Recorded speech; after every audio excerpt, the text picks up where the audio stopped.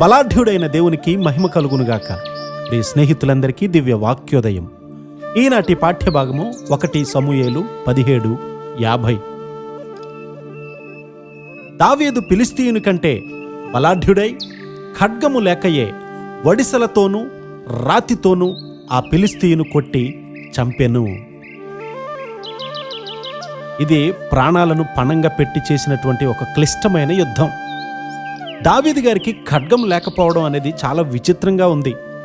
ఎక్కడా కూడా ఇలాంటి యుద్ధము జరగలేదు.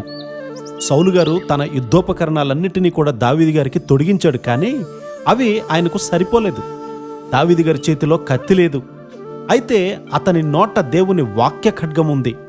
సజీవుడైనటువంటి దేవుని సైన్యమును గొల్యాతు తిరస్కరించాడు గనుక దావీదు గారు అభ్యంతరపడ్డాడు. ఈ సున్నతి లేని ఫిలిష్తీయుడు ఎవడు అని అంటున్నాడు.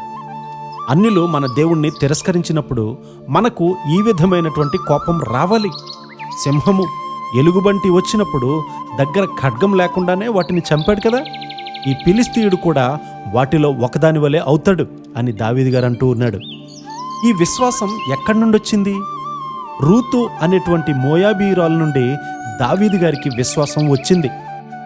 నయోమి జీవితాన్ని చూసింది గనుక తిరిగి నీ జనము దగ్గరకు వెళ్ళమని చెప్పినప్పుడు ఆమె తన జనుల యొద్దకు వెళ్ళడానికి తిరస్కరించింది.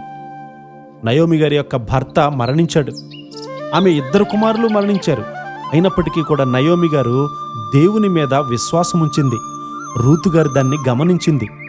విశ్వాసములో ఎంతో సౌందర్యము, ఆకర్షణ ఉన్నాయి. మన విశ్వాసముతో ఇతరులను ఆకర్షిస్తాము. నిరీక్షణ లేనటువంటి పరిస్థితిలో క్రీస్తు వారు ఇచ్చే నిరీక్షణ మనకు సహాయపడుతుంది. రూతు గారు తల్లయింది, నయోమి గారు నాయనమ్మ అయింది. విశ్వాసం ఉంటే నిరీక్షణ లేని స్థితిలో కూడా నిరీక్షణ కలుగుతుంది. రూతు గారి యొక్క జీవితాన్ని తరచి చూస్తూ ఉంటే అనేక సత్యాలు నేను నేర్చుకున్నాను. ఒక కుటుంబంలో ప్రారంభింపబడినటువంటి విశ్వాసము వృద్ధి చెందుతుంది. ఒకరి నుండి మరొకరికి అందించబడుతూ అత్యున్నతమైనటువంటి మెట్టుకు చేరుతుంది. యెషయా గారి యొక్క కడసారి కుమారునిగా దావీదు గారు అనేక విషయాలు నేర్చుకున్నారు. ఇంటిలో ఉన్నటువంటి కడసారి వారు విషయాలు ఎలా నేర్చుకుంటారో మనకు తెలియదు.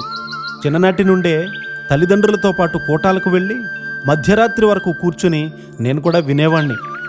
సరిగా అర్థం కాకపోయినా దేవుని వాక్యాన్ని విన్నాను. ఆ వాతావరణమంతా కూడా దైవ భయముతోనూ దేవుని ఎడల గౌరవంతోనూ నిండి ఉండేది. అవి మన విశ్వాసాభివృద్ధికి దోహదం చేస్తాయి కదా. బిడ్డలను పెంచే క్రమంలో మనము కూడా విశ్వాసాన్ని నేర్పించే కృపాధన్యత దేవుడు మనందరికీ అనుగ్రహించునుగాక.